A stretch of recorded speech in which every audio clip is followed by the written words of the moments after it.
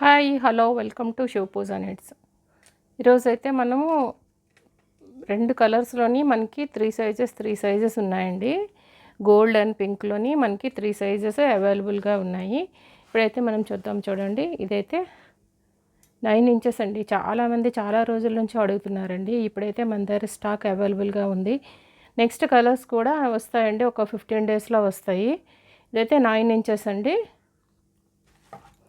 Next వచ్చేసరికి ఇది 6 inches అండి. ఇది 4 ఇంచెస్.